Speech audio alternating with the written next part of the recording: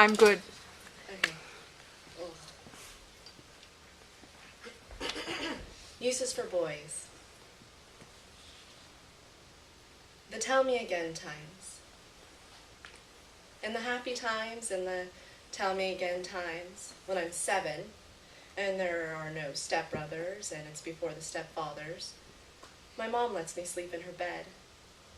Her bed is a raft on the ocean.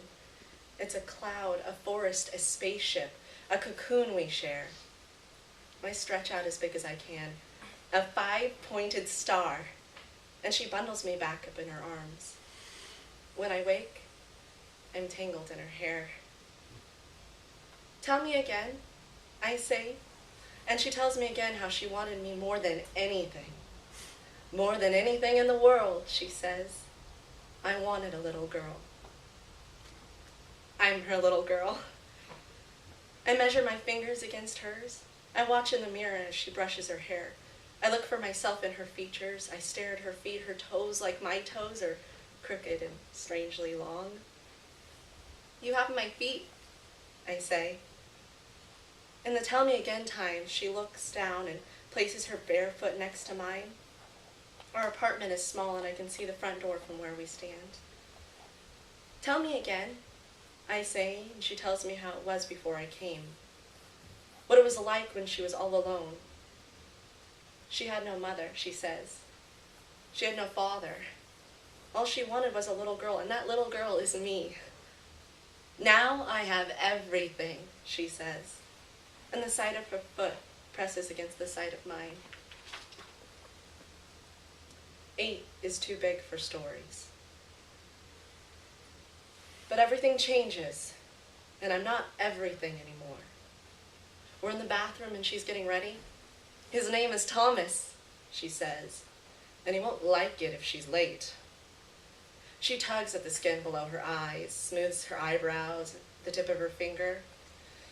I'm getting old, she says. Tell me again, I say. 8 is too big for stories, she tells me. She sweeps past me to pick out a dress, and when she does, I know. I know this dress. It's the dress she wore the first time, the dress she wore the last time she left me alone. It's yellow, and when I touch the fabric, my finger leaves marks. Stop that, my mom says, and steps out of reach. Then she sprays perfume between her breasts, and I turn away. I know what comes next. She'll go out, and I'll get a babysitter. She'll wear perfume and put on nylon. She'll wear high-heeled shoes. The babysitter will sit at our kitchen table and play solitaire. Why do you have to go? I say. I'm tired of being alone, she says, and I stare at the wall of her room. The bathroom fan shuts off. Alone is how our story starts. But then I come along and change all that. You're not alone, I say. My back is to her, and on the wall of her bedroom are the photographs I know by heart. The pictures that go with our story. She always starts with the littlest one, the one of her mother. The last one, my mom says, meaning it's the last picture taken before her mother died. She died before I was born. She was so lonely, my mom says. Our story starts on the day that her father left her mother. It starts with my mom taking care of her mother when she was just a kid like me. I can take care of you, I think. But already she has her coat on. She's opening the front door because Thomas is waiting downstairs. I look at another photo, the one of me at the beach sorting seashells and seaweed and tiny bits of glass.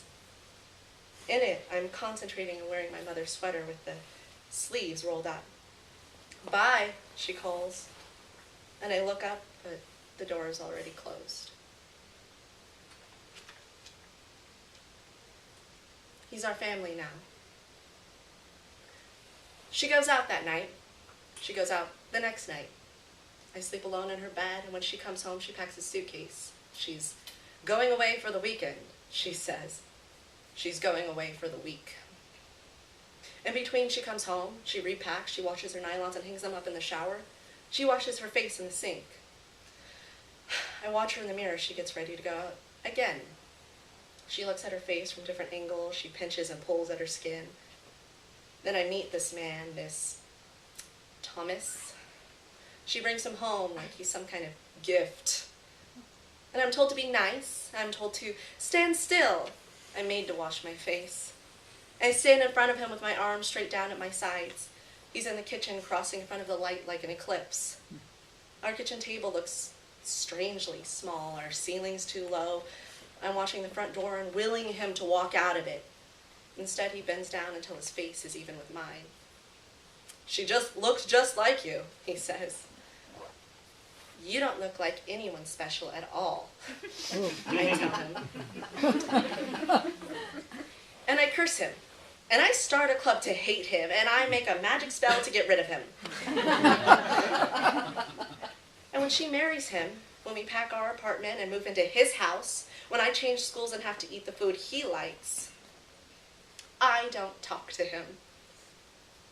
Anna, my mom says. What? I say. Be nice, she says. He's our family now. Our story. The pictures stay packed away.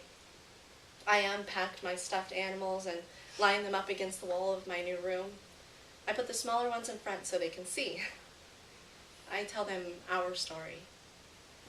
I had no mother, I tell them. I had no father. Tell me again, they say.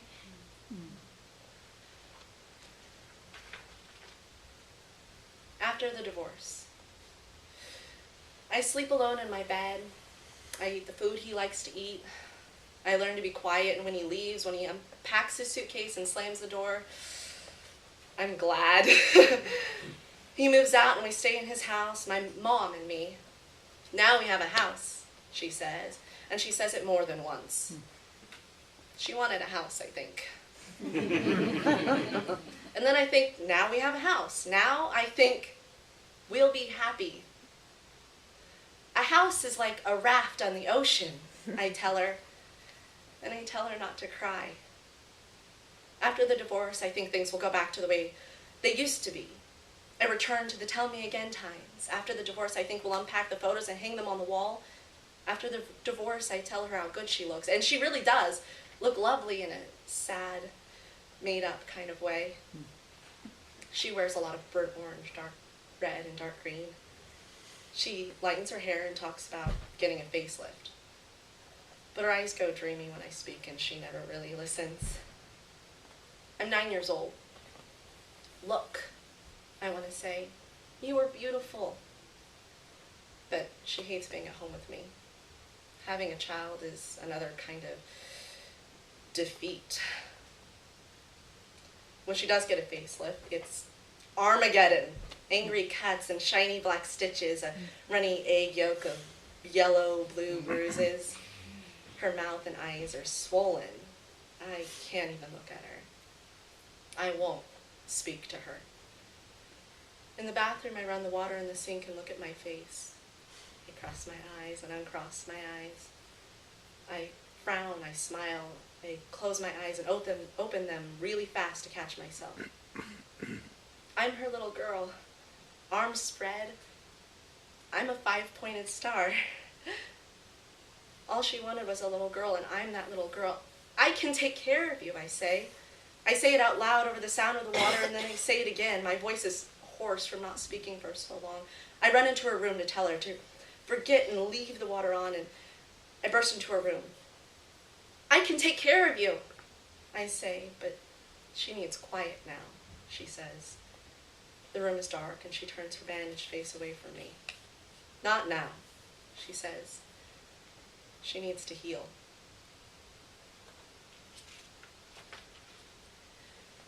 Waiting. Not now. The house is uneasy. Waiting. The worst part is that I'm alone. I watch a thin line of ants snaking through the kitchen.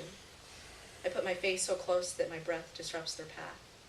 They right themselves and keep on winding along the wall and down the counter and back behind the refrigerator. I fill a pitcher of water and set it quietly on my mom's bedside table. After the facelift.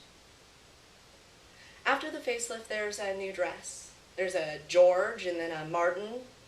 Martin prefers the blue dress, my mom says, the new dress. George likes the yellow. Then there's Robert. He's the marrying kind, she says. She doesn't bring him home to meet me, these new ones. And when she marries Robert, she doesn't bring him home either. He's not a gift to me. My mom's new husband and her new face stretched tight against the bones of her old ones. We're going to be a family, she says, and when she gets back from the honeymoon, she's standing in the bathroom with bobby pins in her mouth, arms over her head, arranging her hair. Wouldn't you like that, Anna? She says. A real family? She's curling pieces of her hair and then pinning them up. There's a slip over her bra and her new face is pale, waiting to be made up.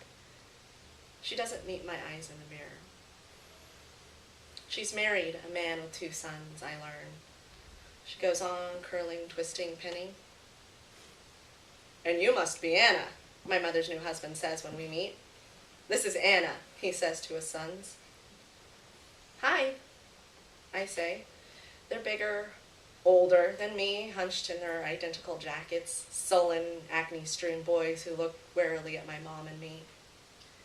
My mom is not a gift to them either.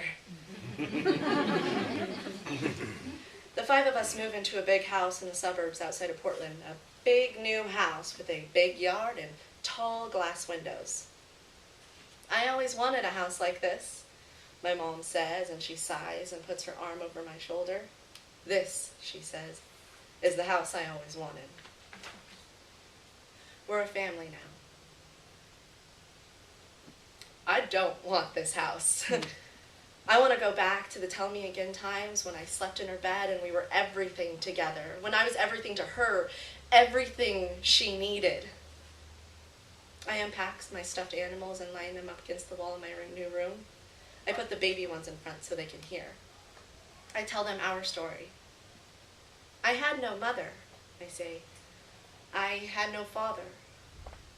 I was all alone and all I wanted was a little girl, I tell them. I pick a different one each time. You, I tell a blue stuffed bear. You're my little girl.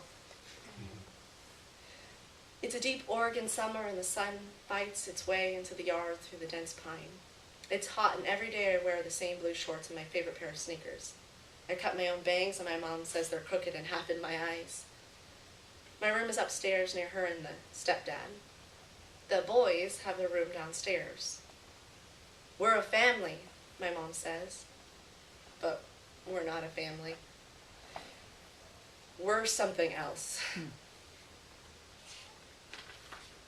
The stepbrothers. I'm on the living room floor eating cereal and watching cartoons in a patch of morning sun. It's Saturday, but school's out anyway. I spill the milk and wipe it up with the hem of my t-shirt. I go back to the kitchen for another bowl. I don't even see it coming. A sharp crack, and the tall glass window shakes like it's been slammed with a rock. The television is suddenly loud. I'm out the door, racing around the side of the house. My sneakers skid against the bark dust. By the time I get there, the younger stepbrother is already crouching next to the injured bird. I look up the window and see the reflection of trees, the faint smudge from its body where it sped headlong into the glass. The stepbrother picks it up and cradles it in his hands, cups it close to his chest. The shade makes patterns on his face. There are patterns all around us. I'm holding my breath and I can feel my heart beat. I can see the tiny movements of the bird's chest. I'm hoping for something different. The stepbrother is hoping. We're holding our breath. The stepbrother is close enough to touch. It's the sweaty middle of the day. I'm hoping so hard I can feel the throb of it in my ears. When it dies, the stepbrother looks down at his hands. He doesn't say anything, just drops the little body in the bark dust and walks back inside to the house and locks the door to his room. I follow him and stand at the top of the stairs listening. I think maybe I can hear him, but then it's like I don't hear anything. In the bathroom, I look at myself in the mirror. I don't look like anyone anymore. I don't look like anyone. I look at my reflection. This lying house tricks the birds. Why do we live in this lying house? I hate this house. The TV is still on and I walk around the empty stairs. The TV is so loud I can hear it from under my bed where I keep my blanket and my favorite stuffed animals. I climb under and gather them around me. We're a family, I say, and hold them tight. The dream. Nobody wants to be in this lying house. The stepbrothers stay away, they go to their mothers, they stay with their friends. Their rooms are empty. My mom and the stepdad leave early to go to work. They come home late, they come in after I'm supposed to be asleep. They lean and laugh in the hall, bumping into things. They speak too loudly. My mom opens my door and asks why I left the TV on. Why are all the lights on? Her voice strange. Then she walks away, leaving the door open, and I hear them leaning and bumping in their room. I have a dream, and in it, everyone in the world is racing to the same place on the globe. I can see the whole globe in the frantic racing. It's a buzzing, like the static of a television. It gets faster and faster and louder until I wake up. I fall back to sleep, but later, the dream returns. Stay home with me, I say to my mom. I don't want to be alone. It's morning and I'm watching her get ready in the bathroom that smells like my stepfather. You're not alone, my mom says. She's thinking of the stepbrothers. And besides, you should make some friends. Don't you want to make friends? And then she puts on her lipstick and blots it on a piece of toilet paper. I want to tell her about the dream. Even awake, I can hear the buzzing at the edges of things. I look down at my bare feet. Hers are already in stockings and heels. She steps past me. Have a good day, she says, leaving. Summer. Summer stretches out and my mom redecorates. She hires men who tear out all the carpeting and replace it with unbroken expanses of beige. The stepdad pays for everything. She buys bedroom sets, a living room set, and one for the family room. Everything matches. She paints my room yellow and buys me a yellow dress to match. I'm almost 10. I hate yellow dresses. The stepbrothers won't let her touch the rooms. They lock their doors, they shun us. I hang around the hallway hoping they'll talk to me. We have imaginary conversations. I hate all the same things they do. I make fake blood out of the berries on the Oregon grape outside their window and hope they'll notice my smudgy fingerprints on the light switches. But they're like spies. They enter the house through the side door, close the vents so I can't hear them talk, eat their meals after I've gone to sleep. Fall. It's still hot when the school year starts. All the kids already know each other and I'm too something for them. Too quiet or strange. Too sad, one girl says. I sit alone on the bus and stare out the window. I drag my backpack along the ground on the way home from the bus stop. I arrange my stuffed animals along the wall of my room, the little ones in front. Winter. At first, I don't notice when the stepfather stops coming home. By spring, it's over. Spring. Why? I ask my mom. Men leave, she says. Just like my father, she says. Just like your father. The big house. It's raining when the stepbrothers emerge from their rooms. The divorce is almost final and they're moving out. They wear a uniform of worn sneakers and faded green army coats, and they drag their stuff out of their rooms in large green duffel bags. They walk right past me in the hall without saying a word. Then they're gone, and it's strange to see their doors ajar. The carpet in their rooms doesn't match the rest of the house. I poke around looking for signs of them, but there's only a pile of dirty clothes on the bathroom floor. My mom watches me and then sighs and goes back upstairs. This time there's no crying. She rearranges the furniture and spends long hours at her new job, the one she has to dress up for and travel for. The divorce is decided and we stay in the big house alone, my mom and me. Such a beautiful house, she says. After the divorce, everything changes. My mother never goes downstairs. She doesn't mention the stepfather. She comes home late, and I don't know where she goes. She sprays her hair with hairspray, and I stand in the doorway to the bathroom and watch. She sprays perfume on her neck and then leaves, turning off the light and stepping past me.